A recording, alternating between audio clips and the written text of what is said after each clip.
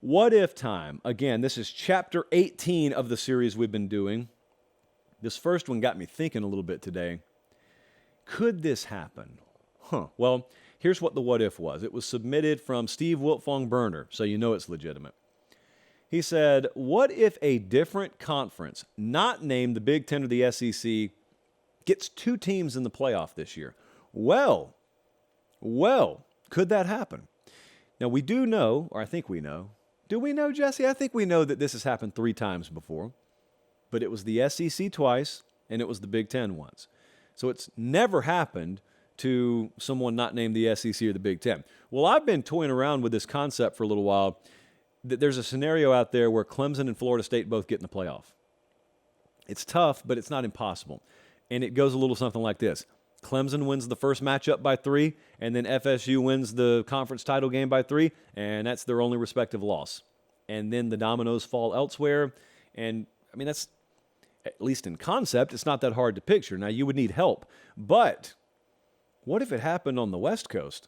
How fitting would it be that the Pac-12, in its twilight as a legitimate power conference, sends 2 teams to the playoff? How would the committee allow this to happen? Would the committee allow this to happen? And who would those 2 teams be? You got USC, Oregon, Washington, Utah, UCLA, Oregon State all up there in the top 6 of the odds. Does Notre Dame have something to do with this? Well, no, because they're not in a conference. But Tulane, could Tulane get in the way of this? That's just the G5 team with the best odds. Here's the other thing I would wonder if this happened. If someone like the Pac-12 or the Big 12 or the ACC got 2 teams in, how many did the SEC get? How many did the Big 10 get? Did one of those conferences get shut out? All interesting. So like I said, it's happened 3 times before. But could it happen for the first time, not involving those Big 2 conferences? Speaking conference champs, not playoff, conference champs, what about this next one? Because this is way more likely than it sounds on the surface. So we've showed you for forever the odds to win the conferences, right? Well, Josh, love the name, by the way, came at us and said, what if we have 5 new Power 5 conference champs? Now, that sounds unlikely, right? But it's really not. So last year, Michigan won the Big Ten. It was Georgia in the SEC. It was Clemson in the ACC. It was Utah, Pac-12. And it was TCU. No, it wasn't. It was Kansas State in the Big 12.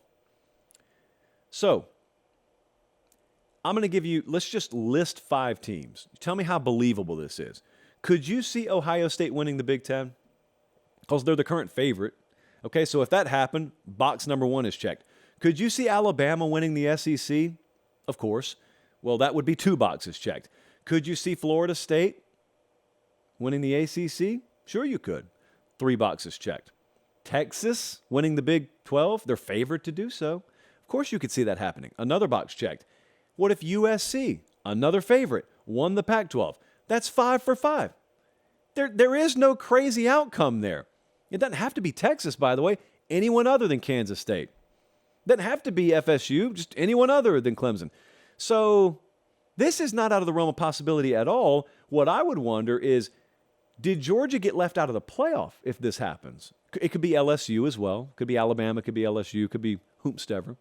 Maybe it's Tennessee from Georgia's own division. Did Georgia get left out of the playoff in this scenario? What happened at Clemson? If they don't win the ACC, what happened there? Did they lose the ACC title game in thrilling fashion in the scenario I just posed, which could still see them go to the playoff? Interesting times. Next up, this one was very, very sneakily worded, but I got where they were going with it. Perry said Kyle McCord. So I asked, what is the biggest what if in college football this year? He just said, Kyle McCord. The roster is elite, but they can't reach their ceiling unless he's the real deal. This is the Ohio State likely starting quarterback for those not tracking. So what is real deal? It's Devin Brown, Kyle McCord up there, not in that order. McCord's probably your starter. It is my belief that Kyle McCord is not the kind of guy who straps an entire team to his shoulders.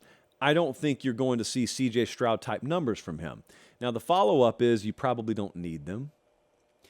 And I'm very curious if this has a kind of effect on Ohio State's team that maybe a lot of people don't anticipate. So you have come to know Ohio State as having dominant offensive numbers. You've known them as having a really deep wide receiver room, which they still do, but you've known them as having a Heisman caliber quarterback. And as of now, I don't expect Kyle McCord to be that.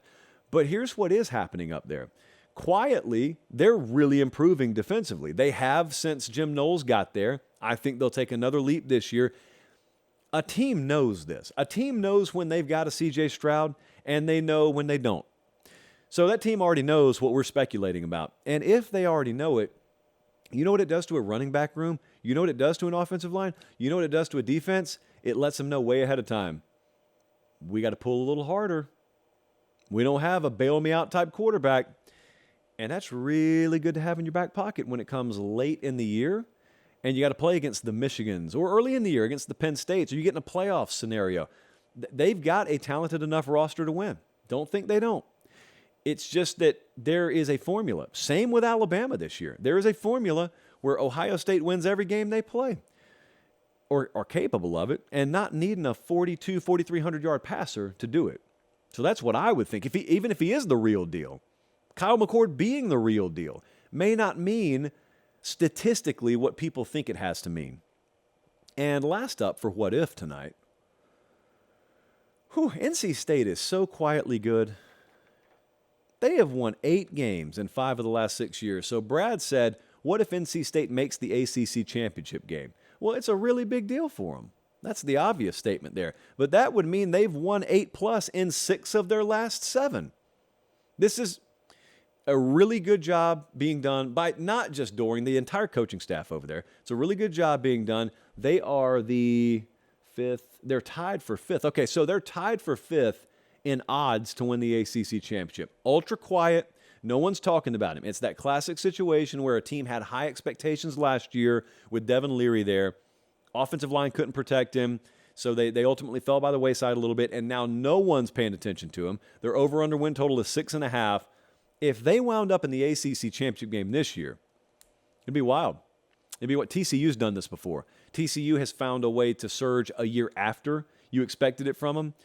I could see this. Well, actually, it's not my prediction. But if that were to happen, that would be the feel. Now, naturally, you have to ask, number one, who are they playing in the ACC title game? Because either FSU or Clemson got left out at least. And the other thing that I would know in this what if is I think Brennan Armstrong, that transfer from Virginia, has come through with flying colors for them. It's so wild how this could happen.